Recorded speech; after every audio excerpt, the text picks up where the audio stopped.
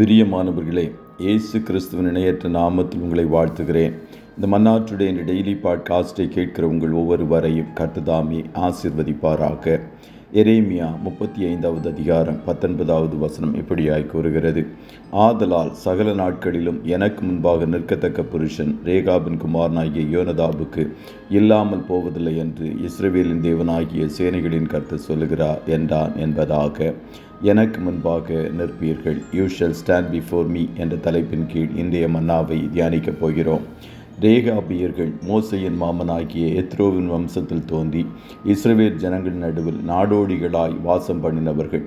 யோயாக்கிம் என்னும் யூதாவின் ராஜாவின் நாட்களில் கர்த்தருடைய வார்த்தை எரேமியா தீர்க்கதரிசிக்கு உண்டாகி, ரேகாபியருடைய வீட்டுக்கு போய் அவர்களோட பேசி அவர்களை கர்த்தருடைய ஆலயத்தின் அறைகளில் ஒன்றிலே அழைத்து வந்து அவர்களுக்கு திராட்சை ரசம் குடிக்க கொடு என்றார்.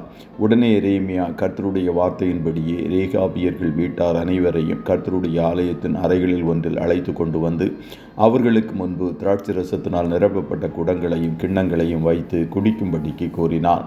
ஆனால் அவர்கள், நாங்கள் குடிப்பதில்லை என்றும் எங்கள் தகப்பனாகிய யோனதாப் நாங்கள் பரதேசிகளாய் தங்கும் இடங்களில் திராட்சரசம் குடிக்கக்கூடாது என்றும் கட்டளையிட்டிருக்கிறார். அவருடைய சத்தத்திற்கு கீழ்ப்படிந்திருக்கிறோம் என்று கூறினார்கள். யோனதாப் யெகூவோடு சேர்ந்து கர்த்தருக்காக வைராக்கியம் பாராட்டினவனும் கூட. ஆகாவும் இயேசபேலும் சேர்ந்து இஸ்ரவேலை விக்கிரகங்களினால் நிறைத்திருந்த வேளையில் அவற்றையும் பாகாலின் தீர்க்கதரிசிகளையும் அழிப்பதற்கு யெகூவுக்கு துணை நின்றவன் என்று 2 ராஜாக்கள் 10வது அதிகாரம் 15-16வது வசனங்கள் கூறுகிறது. கர்த்தருடைய வார்த்தை எரேமியா தீர்க்கதரிசிக்கு மீண்டும் உண்டாகி, ரேகாபின் குடும்பம் தன் தகப்பனுடைய சத்தத்துக்கு கீழ்ப்படிந்து இன்றும் காணப்படுகிறார்கள். ஆனால் இஸ்ரவேல் ஜனங்களோ அந்நிய தேவர்களை சேவிக்கும்படி அவர்களை பின்பற்றாமல் அவனவன் தன் பொல்லாத வழிகளை விட்டு திரும்பி தங்கள் நடக்கையை சீர்திருத்துங்கள், அப்பொழுது உங்களுக்கும் உங்கள் பிதாக்களுக்கும் நான் கொடுத்த தேசத்திலே குடியிருப்பீர்கள் என்று சொல்லி தீர்க்கதரிசிகளாகிய என் ஊழியக்காரரை எல்லாம் நான் அவர்களிடத்தில் ஏற்கனவே அனுப்பி கூறியிருந்த பின்பும் அவர்கள் தங்கள் செவியை சாயாமலும் எனக்கு கீழ்ப்படியாமலும் போனார்கள். ஆகையால் யூதாவின் மேலும் எருசலேமின் குடிகள் மேலும் பாபிலோனியர்கள் மூலம் தீங்கை வரப்பண்ணுவேன் என்று கர்த்தர் கூறினார். கர்த்தருடைய பிள்ளைகளே, கர்த்தருடைய சத்தத்திற்கு கீழ்ப்படியாமல் போவதுதான் அநேக வேளைகளில் தீங்குகளும் கஷ்டங்களும் உங்கள் வாழ்க்கையில் வருவதற்கு காரணமாக காணப்படுகிறது.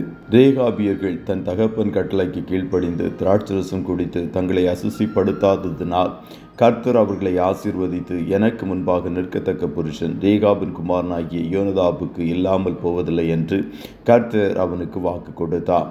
நாமும் ஆண்டவருடைய கட்டளைகளுக்கு கீழ்ப்படிந்து அவருடைய சத்தத்திற்கு செவிசாய்க்கும் போது அவருக்கு முன்பாக நிற்கிறவர்களாய் காணப்படுவோம். ஒரு நாள் 2 நாட்களுக்கு மட்டுமல்ல, வாழ்நாள் முழுவதும் கர்த்தருடைய சத்தத்திற்கு செவிசாய்த்து அவருக்காக வைராக்கியம் பாராட்டும் போது கர்த்தர் உங்களை ஆசீர்வதித்து உயர்த்துவார். நீங்களும் உங்கள் பிள்ளைகளும் எப்போதும் கர்த்தருக்கு முன்பாக நிற்பீர்கள். கர்த்தர் தாமே உங்கள் ஒவ்வொருவரையும் ஆசீர்வதிப்பாராக. ஜெபம் செய்வோமா? நல்ல தகப்பனே, உம்மை நன்றியோடு துதிக்கிறோம். இந்த மன்னாற்றுடைய இந்த டெய்லி பாட்காஸ்டை கேட்கிற முடிய பிள்ளைகள் ஒவ்வொருவரையும் கர்த்தர் தாமே ஆசீர்வதிப்பீராக.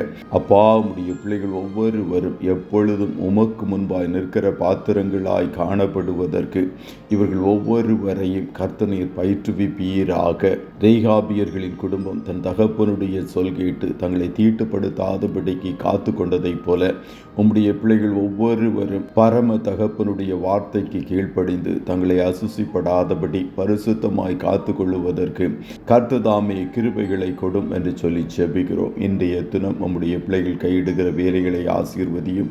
போக்கிலும் வரத்திலும் கர்த்தர் நீர் உடனிரும். கண்மணி போல காத்துருளும். ஆட்டுக்குட்டியானவருடைய இரத்தத்தின் பாதுகாப்பிற்குள்ளாய் ஒவ்வொருவரையும் கொடுத்து இயேசுவின் நாமத்தில் வாழ்த்தி ஜெபிக்கிறோம் நல்ல பிதாவே. ஆமென்.